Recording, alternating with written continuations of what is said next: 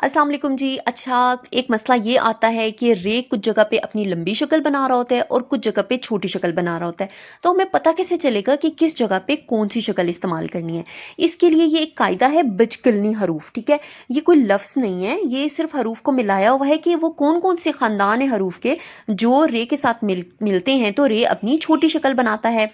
तो आपने क्या करना है, बच्चों को फ़ेमिलियर कर देना है इस लफ्ज़ से और इसके तोड़ करके उनको बता देना कि बेटा ये वाले जो ख़ानदान है ना, ये जब रे के साथ मिलेंगे तब वो अपनी छोटी शक्ल बनाएगा। ठीक है? अब आगे मैं आपको ना थोड़ा-सा डिटेल में बताती हूँ कि बचकलनी का मतलब क्या है। अब देख लें, ब मतलब बे का ख़ानदान, बे पे ते टे से। ज जीम का ख़ानदान, जीम चे हे खे, काफ काफ, लाम नून और छोटी ये कुछ जगह पे रे के साथ मिलके जो है रे की लंबी शक्ल बनाती है और कुछ जगह पे छोटी शक्ल बनाती है। ठीक है?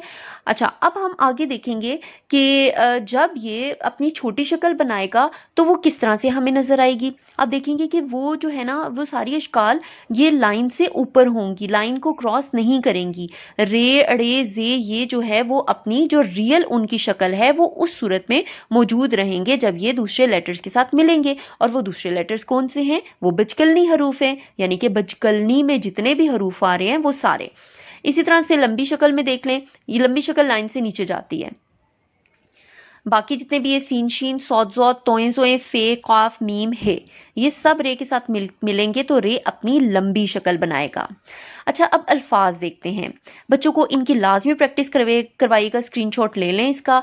पर्दा, तरबूज, बड़ा, जरा, चिड़िया, खिज़ां, करना, गर्दन, लड़का, हरम, नरम, तकरीर, इन सब में आप देख लें कि रे जो है वो लाइन से ऊपर होगा, लाइन को क्रॉस नहीं करेगा। और अगर लंबी शक्ल के देखें तो सर्दी, शरारा, सिर्फ, ज़रूफ, तरीका, कुर्बान, मुर्गी, मेरा, तकरीर, शरारत, मरी, मज़ेदार, इन सब में स्लाइडिंग रे बनती है, रे लाइन से थोड़ा नीचे जाती है। तो ये है रे की लंबी शक्ल और जो पहले की थी वो है छोटी शक्ल। ठीक है जी, अपना बहुत ख्याल रखिएगा, ये कायदा बच्चों को लाजमी कराएं। Thank you so much. अल्लाह हाफिज़।